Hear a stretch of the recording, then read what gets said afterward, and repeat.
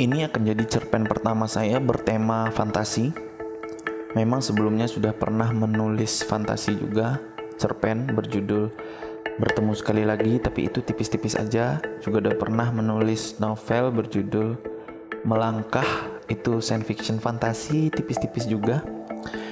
Kali ini akan agak tebal-tebal. Oke, baiklah, kita mulai.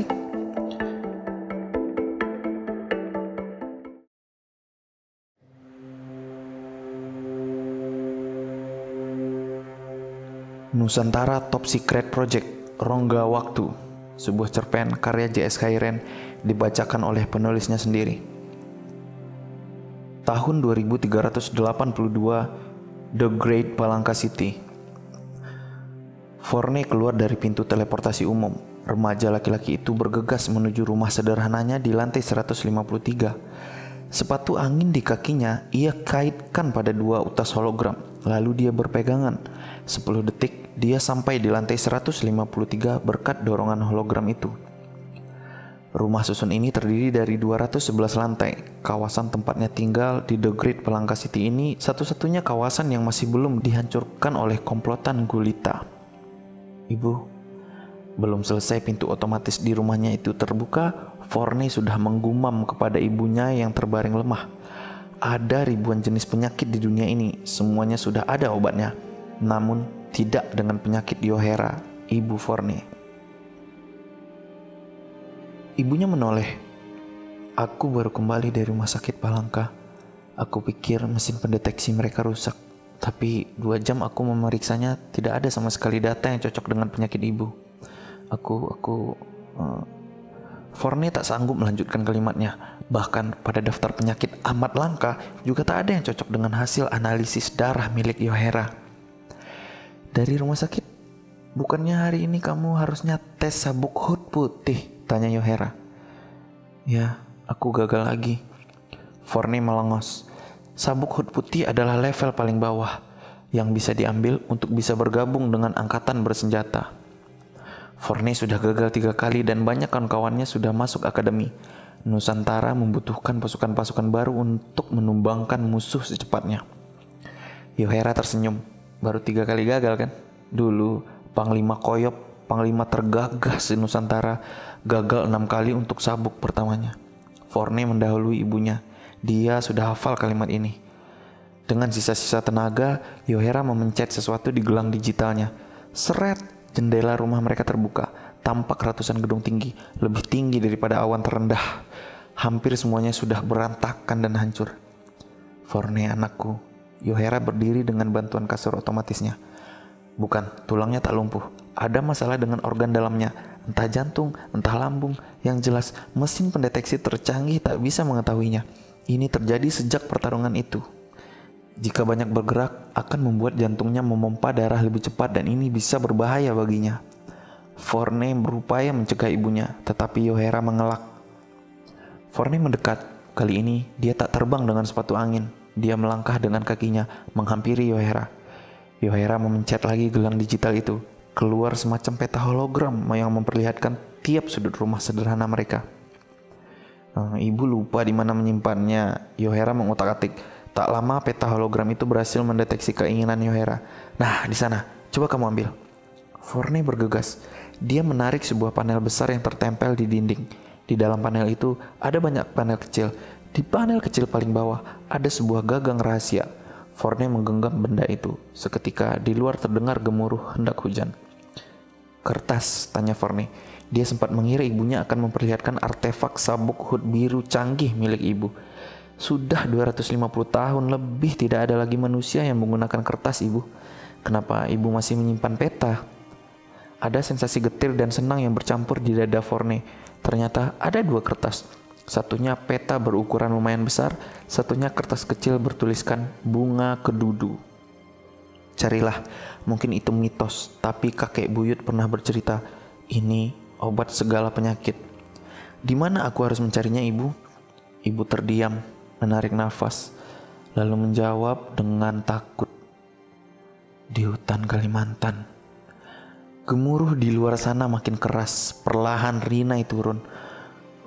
Hutan Kalimantan. Di sini dong. Hutan itu kan sudah lenyap hampir 300 tahun yang lalu, Bu, dari pulau ini. Forney memelankan suaranya. Itulah kenapa kamu harus mencarinya di masa lalu. Forney bingung. Dia mencoba mencerna kata-kata ibunya. Masa lalu? Mungkinkah ibunya kini sakit jiwa? Memang sakit ini menyerang tubuhnya sejak 4 tahun yang lalu, diperparah oleh pertarungan itu. Sejak itu pula, Yohera menggantung sabuk hut biru miliknya, angkatan bersenjata paling bergengsi senusantara. Pergilah, Yohera menarik tangan Forney, menempelkan gelang digital mereka. Sesuatu muncul di gelang Forney, membuatnya kaget. Ini? Di situ tertulis Nusantara Top Secret Project, Rongga Waktu. Saat membaca itu, terdengar kilat menggelegar. Sudah hampir 2 tahun tak pernah hujan di The Great Palangka City. Ini kan yang dicari-cari sama Faren Margone, penjahat gila itu, pemimpin komplotan Gulita. Tak usah sebut nama bajingan itu. Kalau ibu sembuh, akan ibu hancurkan kepalanya. Sekarang pergilah nak, cari obat untuk ibumu ini. Bantu selamatkan Nusantara. Forney ragu. Kenapa harus aku? Kamu takut? Pantas kamu tak lolos juga ujian itu. Bergabung dengan Akademi Angkatan Bersenjata artinya rasa takutmu tidak boleh ada lagi. Forney terdiam. Baiklah, biar ibu saja yang pergi. Tenaga ibu masih ada. Yohera memencet gelangnya. Tubuhnya seketika langsung dibaluti pakaian tempur bercorak tegas berwarna hitam dan biru. Meski begitu, Yohera masih tak bisa berdiri dengan kakinya. Dia masih dibantu semacam kasur tipis berkerangka yang membantu tubuhnya tegap. Forney tersenggal. Dia ragu, nafasnya memburu. Dia takut, tetapi marah. Ibunya hendak menyalakan portal khusus untuk teleportasi berpindah tempat. Tepat pada saat itu, Forney mematikan kasur tipis berkerangka tadi. Ibunya terjatuh ke lantai. Lunglai tak kuat berdiri. Biar aku saja, ibu. Tapi tidak apa. Nusantara membutuhkan ibu. Tapi ibu harus sehat dulu. Aku yang akan pergi cari bunga kedudu itu, agar aku bisa kembali punya ibu yang hebat. Aku akan pergi ke mesin itu, kembali ke masa lalu. Tapi kamu harus kembali sebelum 24 jam, Forney. Kalau lewat, maka angkatan bersenjata akan mengetahui tindakanmu. Mereka akan menangkapmu, juga menangkap ibu. Kalau lewat dari 48 jam, tak juga kembali, maka kamu akan terjebak di masa lalu selamanya. Dengan kata lain, Yohera tak melanjutkan kalimatnya. Aku pasti akan kembali, demi ibu. Kubah mini yang menutupi tubuhnya menghilang. Itu untuk melindunginya dari air hujan. Semua orang tampak bersuka cita menyambut hujan. Beberapa angkatan muda sabuk hut putih tak kalah riang. Forney berpura-pura tak melihat mereka, menyembunyikan kecemburuannya. Ia gemetar, tetapi terus berjalan menuju perpustakaan. Forney mengakses kuburan digital, tempat yang menyediakan data semua orang dari ratusan bahkan ribuan tahun lalu. Semua ada, biodata, keturunan, perjalanan hidup, hingga sesuatu yang dulu mereka sebut sebagai media sosial ada di kuburan digital ini. Tempat berkumpulnya triliunan foto, kata, dan pemikiran, atau sesekali omong kosong dari para nenek moyang generasi terakhir. Ya, nenek moyang mereka sebelum negara ini berubah nama. Jenggala Belantara Rimbani. Forney mencari nama itu. Satu-satunya nama leluhur yang mengetahui tentang bunga kedudu. Nama orang zaman dulu aneh-aneh ya, pikir Forney.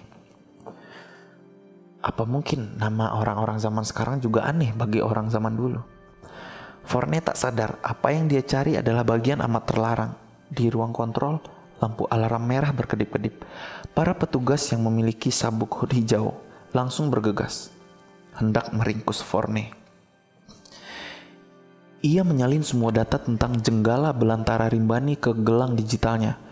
Forney belum puas karena tak juga menemukan satupun data tentang bunga kedudu. Di depan, 2 petugas melaju cepat dengan sepatu angin dan pistol listrik di tangan. Menyadari ada yang tak beres, Forney cekatan pergi. Dia berbelok hendak keluar, 2 petugas lainnya mengejar. Itu bocah tengiknya Yohera si lumpuh. Hus, jaga mulutmu, kata petugas satunya. Dulu Yohera itu kapten angkatan bersenjata di Great Palangka. Tapi sekarang lumpuh. Melawan sabuk hut hijau seperti kita saja, sekali sentil pasti tumbang. apalagi melawan pasukan Varen Margoni si gila. Forney terus dikejar dan dia sudah mendekati pintu. Tepat di depan pintu, dua petugas lainnya yang tak terlihat sudut mata mendarat dan langsung menodongkan pistol listrik kepada Forney. Di luar hujan, jika pistol listrik itu ditembakkan, maka akan merambat kepada ratusan masyarakat yang berlalu lalang. Mereka semua akan kena sasaran. Kalaupun Forney tak ditembak, akan mudah sekali menangkapnya karena semua orang yang punya gelang digital dilengkapi modus pengamanan darurat. Forney melihat langit-langit. Tak mungkin dia meloncat atau terbang dengan sepatu angin. Sepatunya sudah kuno, bukan keluaran terbaru. Paling mentok dia hanya bisa terbang 30 meter dan dia akan menjadi sasaran empuk petugas. Forney kian terdesak. 6, 8, hingga 10 petugas sabuk hijau mengepungnya. Ini satu-satunya cara. Aku harus mencari obat itu, pikir Forney. Dia kemudian memencet gelang digitalnya. Keluarlah semacam bola kristal bening seukuran kepalan tangan bayi. Benda itu berputar dan mendesing, seketika membentuk lubang di lantai. Forney terjun bebas. Ini adalah alat teleportasi khusus, tetapi ilegal. Saat terdesak, istilah ilegal tak ada lagi dalam kamus Forney. Hukuman berat siap menantinya. Forney mendarat tepat di depan sebuah mesin besar tak menyala. Mesin itu bertuliskan Nusantara Top Secret Project, rongga waktu. Mesin itu sebesar rumah. Dia tak paham cara menyalakannya. Forney berkeliling memeriksa. Tak ada panel digital ataupun tombol manual. Bahkan teknologi kuno seperti kabel juga tak ada. Mesin bercorak merah putih itu tampak seperti batu berbentuk oktahedron yang kecil. Kenapa merah putih ya warnanya? Tanya Forney pada dirinya sendiri. Forney mengetuk-ngetuk dinding luarnya. Tak terjadi apa-apa. Forney coba terbang ke bagian atasnya. Tak ada apa-apa juga di sana. Dia terduduk di mesin itu. Forney kembali mencoba membuka data yang dia dapatkan tentang Jenggala Belantara Rinjani. Hanya ada sedikit sekali artikel tentang nama itu. Siapa orang ini? Pikir Forney. Dia membaca artikel pertama keras-keras. Forney bosan sekali. Ada 17 halaman, namun halaman 17 ternyata menyimpan sesuatu. Kunci untuk keberangkatan Forney ke masa lalu. Pada baris terakhir tertulis, yang dulu dipersatukan oleh Indonesia Raya. Tiba-tiba sesuatu berderit pelan. Corak merah putih tadi bergerak-gerak. Kemudian di bagian tengah terbuka sebuah pintu, seperti pintu pesawat terbang kuno, tetapi dengan posisi terbalik. Meski ragu, Forney meloncat ke dalamnya. Pintu itu tertutup. Nampak sebuah layar analog dan papan ketik. Sudah ratusan tahun tak pernah ada lagi dua teknologi itu. Layar analog dan papan ketik sama-sama sudah punah seperti kertas. Forney mendekatkan tangannya. Dengan gamang, dia mengetik sederet angka yang menunjukkan tahun yang hendak dia kunjungi. 2045. Titit, titit. Mesin itu menabrak pepohonan yang tumbuh amat rapat, kemudian jatuh dan menghantam tanah. Musik di dalam mesin itu tuntas bernyanyi. Pintu pun terbuka. Indonesia Raya. Lagu itu betulan ada ternyata. Forney mengira keberadaan negara itu dulu hanyalah mitos. Belum selesai Forney bingung bercampur takjub dengan lagu yang barusan dia dengar, kini di depan matanya terhampar hutan maha luas. Menganga mulut Forney dibuatnya. Hal semacam ini hanya bisa dilihat di pusat sejarah di masa depan. Lewat layar-layar digital yang tak bisa disentuh, tak bisa dihirup udaranya, tak bisa disandari pohonnya, tak bisa direnungkan keindahannya. Forney hendak menangis menyaksikan apa yang ada di depannya. Ini betul-betul hutan. Dia langsung tersadar, tak ada waktu untuk takjub berlama-lama. NTSP rongga waktu ini adalah proyek rahasia. Pasti tak butuh waktu lama bagi para angkatan bersenjata sabuk hut biru untuk mengetahui bahwa mesin mereka dicuri. Apalagi yang mencurinya adalah anak Yohera, seseorang yang amat disegani di angkatan. Forney harus bergegas. Dia harus kembali dalam 24 jam agar tak ketahuan. Segera dia tandai lokasi tempat dia mendarat di gelang digitalnya agar nanti memudahkan untuk kembali. Forney menyalakan sepatu anginnya dan membuka peta pemberian Yohera. Baiklah, Jenggala Belantara Rinjani, di mana kau berada? Forney berbicara sendiri. Dia melaju. Forney berusaha menyelinap agar tak ketahuan. Meski dia takjub melihat sungai, hutan, dan permukiman primitif 2045, tetapi dia tetap punya satu tugas. Sudah 13 jam dia melaju, melewati kerumunan manusia tanpa disadari, masuk keluar kampung, masuk keluar kota dengan cepat. Tak ada tanda-tanda keberadaan Jenggala. Dia hidup di lereng yang bersahaja, di mana pelangi tak pernah hilang, di mana orang utan, burung-burung, ular, macan, dan segala macam hewan hidup tak tersentuh manusia. Jenggala belantara Rimbani adalah pusaka hutan nan elok. Hiruplah wanginya untuk tahu keberadaannya. Dengarlah desaunya untuk tahu dia berjalan kemana. Tataplah rupa hijaunya untuk paham sekuat apa akarnya menancap, meruntuhkan semua angkara. Sentuhlah dedaunannya untuk merasakan seberapa ranum tepa rasa yang dia cipta untuk manusia. Jangan petik ranting dan dahannya yang berjiwa. Dia akan marah dalam diam untuk menumbangkan umat manusia. Forney makin bingung dengan petunjuk itu. Sudah lewat 24 jam, dia belum tidur sama sekali. Matahari sudah lenyap di telan cakrawala. Ternyata hutan Kalimantan ini luas sekali.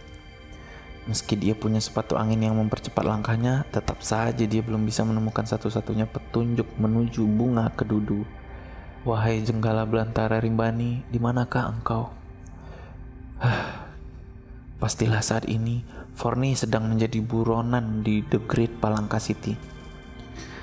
Forney duduk sebentar bersandar pada satu pohon, lalu mendekatkan mulutnya pada gelang digital. Cara mengekstrak air minum dari tanah atau pokok pohon. Alat itu menunjukkan caranya. Sekejap ia tiru dan hilanglah dahaga Forney dibuatnya. Dia merasakan sensasi berbeda hanya dari cara minum yang amat primitif dan sederhana. Rasa air pun berbeda ya ternyata. Hutan ini amat gelap, tetapi diterangi oleh bintang. Entah berapa juta bintang terhampar di langit. Forney lagi-lagi takjub, namun belum sempat dia berlama-lama menikmati, tiba-tiba ada sebuah cahaya menyala di depannya.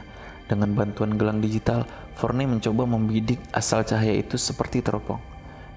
Itu seperti tumbuhan, seperti sekuntum bunga. Forney melaju cepat dengan sepatu anginnya. Senang bukan kepalang, sebentar lagi ibunya sehat. Ternyata tak perlu bertemu Jenggala untuk bisa mendapatkan bunga kedudu itu. Atau jangan-jangan Jenggala hanya perumpamaan untuk hutan yang maha luas ini, pikir Forney. Dia tahu leluhur Nusantara sangat suka memakai perumpamaan. Jaraknya makin dekat, Forney mengulurkan tangan, senyumnya merekah hendak memetik. Tinggal sejengkal lagi, tiba-tiba terdengar suara deru yang amat kencang. Tubuh Forney ditimpa sesuatu yang besar dan berat. Dia terbangun dari mimpi. Ternyata bunga kedudu tadi hanya mimpi. Kini dia harus menggeliat keluar dari dahan pohon yang menimpanya. Tubuhnya sakit, lengannya terkilir, dan wajahnya sedikit luka terkena dahan yang hampir sebesar tubuhnya. Dia mencari asal muasal suara mesin tadi. Tak terlihat di mana-mana. Forney meloncat dengan sepatu angin hingga 30 meter. Apa itu? Kendaraan-kendaraan aneh. Kenapa mereka menebang pepohonan? Ini ternyata penyebabnya. Forney marah. Dengan senjata darurat yang dia miliki di gelang digital, Forney bisa saja dengan sekejap membuat kendaraan-kendaraan itu hancur lebur menjadi atom-atom kecil. Senjata itu pemberian Yohera untuk berjaga-jaga yang tentu saja ilegal untuk dimiliki oleh Forney. Forney bersiap melempar. Ketika hendak melakukannya, terdengar suara anak-anak kecil yang melempari kendaraan-kendaraan itu dengan batu. Forney mencoba mendengar dengan deteksi suara jarak jauh. Seorang anak perempuan kisaran 9 tahun tampak memimpin teman-temannya. Pergi dari rumah kami, ini rumah kami, tempat main kami. Dia menggertakkan gigi, melempar batu yang tak sebanding dengan kendaraan yang dikemudikan orang dewasa itu. Bocah-bocah tengik, pergi sana, pulang ke ibu kalian, nyusuk. Batu yang dilempar anak bernama Tara itu mengenai kepala si pengemudi. Tara, ayo kabur. Orang itu tampak betul-betul marah.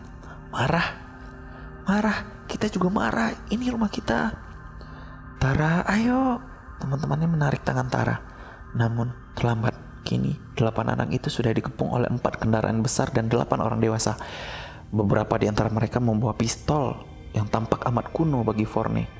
Aduh, kami malas berurusan dengan anak kecil. Bagaimana kalau kalian beli permen saja? Ini uang untuk kalian. Seseorang dari mereka menyerahkan beberapa lembar kertas. Forney yang sedang bersembunyi kaget melihat bentuk uang. Namun dia langsung memasang kuda-kuda, hendak menghantam orang-orang dewasa itu. Tidak mungkin dia menggunakan senjata atomnya bisa mengenai anak-anak kecil itu. Seorang anak laki-laki melempar ranting kayu mengenai wajah salah satu dari pembalak hutan itu. Orang itu marah lalu menyalakan mesin pemotong pohon. Dia mengancam dan mendekat. Forney siap melayangkan serangannya, tetapi tiba-tiba dari sisi lain hutan muncul dua orang dewasa. Keduanya laki-laki. Aduh maaf tuan-tuan, ini adik saya. Memang bandel, jangan diambil hati ya. Tara, kamu jangan nakal, ayo pulang. Tapi ayah, mereka mau ambil rumah kita, hutan kita. Kakak Tara langsung menyempal mulut adiknya. Hehe, ada yang menjemput rupanya. Seorang pembalak mendekat kepada ayah Tara. Silakan bawa anakmu. Ayah dan kakak Tara menarik anak-anak itu. Eits, hanya satu anak. Yang lain tidak ada yang menjemput, bukan? Jadi, yang lain tinggal di sini. Tidak, bentak Tara meski tak terdengar oleh siapapun. Ayah dan kakak Tara tak bisa berbuat apa-apa. Mereka segera menggendong Tara dan membiarkan anak-anak lain tinggal. Sekarang kepala kalian semua akan kami potong. Anak-anak nakal untuk jadi fondasi jembatan. Makanya lain kali jangan nakal. Forney geram. Segera dia menyerang salah satu pembalak hutan itu. Orang itu terhantam keras, namun tanpa Forney sadari, tiga lelaki lain sudah mendekat dan memukulnya. Heh, siapa kau? Mereka memegangi Forney. Tak peduli siapa aku, lepaskan anak-anak itu. Melepaskan diri sendiri saja kau tidak bisa, seru pembalak itu. Mendengar ini, Forney terpojok. Pantas 3 kali aku gagal tes masuk akademi. Forney mencoba meraih gelang digitalnya, tetapi entah kenapa modus pengaman darurat tak bekerja. Dia mengeluarkan sebuah bola kristal kecil lainnya, senjata yang sebetulnya baru boleh dipegang seorang sabuk hood biru. Siapa lagi yang memberikan itu kepadanya kalau bukan Yohera? Forney menyalakan benda itu. Orang-orang tersebut terpelanting meski tak jauh. Forney meloncat lagi. Lepaskan anak-anak itu, teriak Forney. Begini maksudmu? Salah satu pembalak membanting 2 anak yang dia gendong. Terima ini, orang itu menembak Forney dengan pistolnya. Sensor pada gelang digital Forney kini bekerja dengan membentuk kubah mini sebagai pelindung. Siapa kau? Orang itu kemudian menodongkan pistol kepada anak-anak tadi untuk mengancam agar Forney mundur. Sekarang aku benar-benar marah. Terimalah ini. Forney hendak mengeluarkan senjatanya. Namun, belum keluar senjata itu, tiba-tiba datang angin kencang yang menghantam para pembalak hutan. Tanah bergerak dan perlahan menimbun kaki-kaki para pembalak itu. Bebatuan terbang di atas mereka. Di ujung sana, kakak dan ayah Tara terduduk dan tak berkutik melihat apa yang terjadi dengan Tara. Mata anak perempuan itu berubah hijau.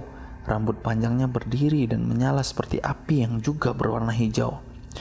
Aku Jenggala Belantara Rimbani. Ini rumahku. Kalian semua pergi. Anak perempuan 9 tahun itu berteriak. Suaranya mengerikan, terdengar seantero hutan.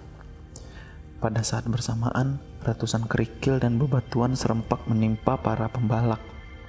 Kendaraan-kendaraan mereka juga menjadi sasaran. Bumi seperti bergerak, pohon seperti melilit. Kendaraan itu tenggelam ke dalam perut bumi. Forney menggigil melihat kejadian itu.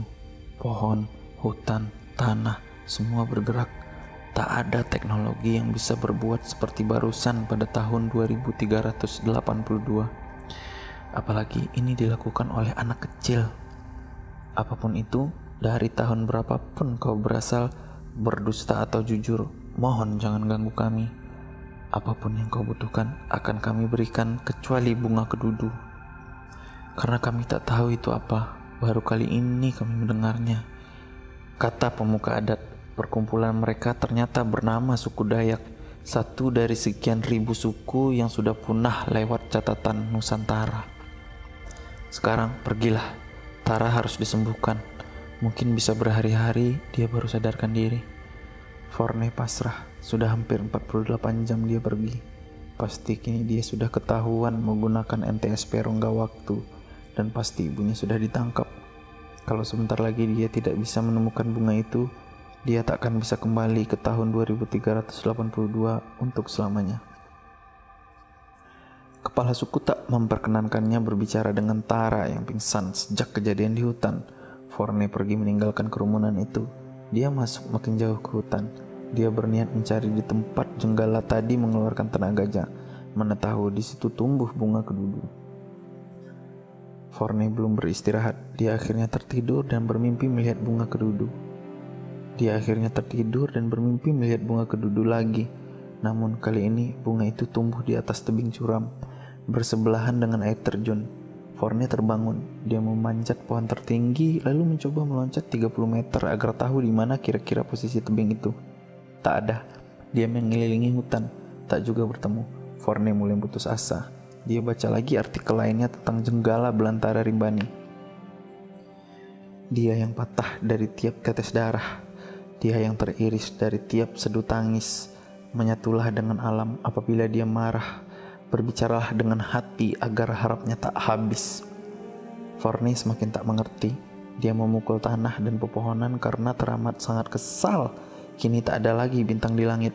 Hanya ada awan berat yang siap tumpah bersama miliaran tetes hujan dan jutaan rasa bersalah pada diri Forney. Dia marah sejadi-jadinya. Dia marah kepada dirinya yang tak bisa membantu sang ibu. Dia jadi makin tahu bahwa dirinya memang tak pantas menjadi sehebat ibunya kelak, seorang kapten sabuk hut biru. Memiliki sabuk hut biru dan menjadi anggota pasukan bersenjata pengawal negara saja sudah bergengsi. Sedangkan ibunya malah berhasil menjadi kapten untuk kawasan The Great Palangka. Sungguh, dia tak pantas menjadi anak Yohera Pertiwi. Ternyata darah petarung itu tak mengalir di tubuh Forney. Dia marah dan kini melepas tangis. Sekarang Forney bersandar pada NTSP Rongga Waktu. Peluh, darah dan tangisnya bercampur dengan hujan. Masih ada 45 detik lagi sebelum dia terjebak di 2045 selamanya. Forney masuk dengan lesu ke mesin itu. Dia mengetikkan angka 2382. Belum selesai dia mengetik angka 82, sebuah cahaya hijau di derasnya hujan menyeka penglihatan. Kira-kira 4 langkah kaki dari mesin itu. Waktu tersisa untuk kembali ke masa depan tinggal 30 detik lagi. Kak Forney, ternyata itu Tara. Dia berdiri di depan sekuntum bunga bersama pendaran cahaya api hijaunya. Ambil ini, bawalah. Forney ragu. Dia keluar lagi dari NTSP Rongga Waktu dan mendekat perlahan. Waktu tersisa 20 detik lagi. Forney memetiknya. Bunga itu berwarna ungu kecoklatan. Ada 8 kuncup dalam satu tangkai. Bentuknya sangat aneh. Forney menatap mata hijau menyala Tara. Dia gemetar. Waktu tersisa tinggal 10 detik lagi. Tepat saat bunga itu berhasil dia petik, Tara dan cahaya hijaunya mendesing dan lenyap, seperti menyatu dengan pepohonan. Tara seakan berteriak, "Salam lestari!" Tinggal 5 detik lagi. Forney bergegas ke NTSP Rongga Waktu. 3 detik lagi, dia menutup pintu, lalu bergegas mengetikkan 2382. Tepat 1 detik sebelum batas waktu 48 jam habis, Forney kembali ke masa depan. Puluhan angkatan sabuk hut biru dan ratusan sabuk hut hijau mengelilingi mesin Nusantara Top Secret Project Rongga Waktu. Mereka semua menodongkan senjata. Pasukan itu dipimpin Panglima Koyop, panglima dengan pangkat tertinggi di negeri ini. Mesin tersebut begitu berbahaya, sampai-sampai seluruh angkatan turun tangan demi seorang bocah yang bahkan sudah gagal tes masuk sabuk hut putih 3 kali.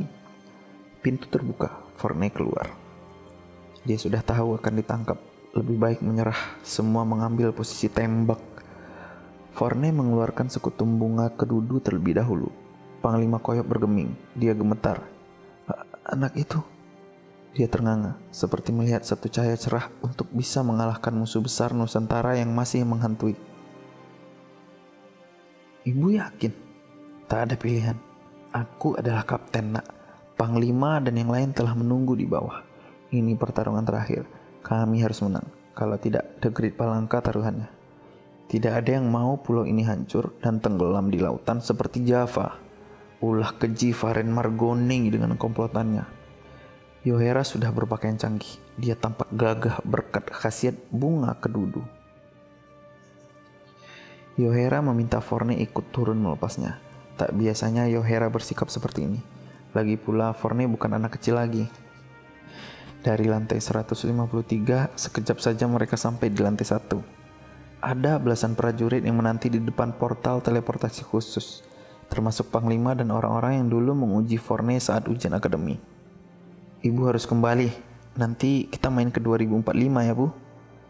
NTSP Rongga waktu itu hanya boleh dipakai orang-orang tertentu. Kamu tes sabuk putih saja sudah gagal 3 kali.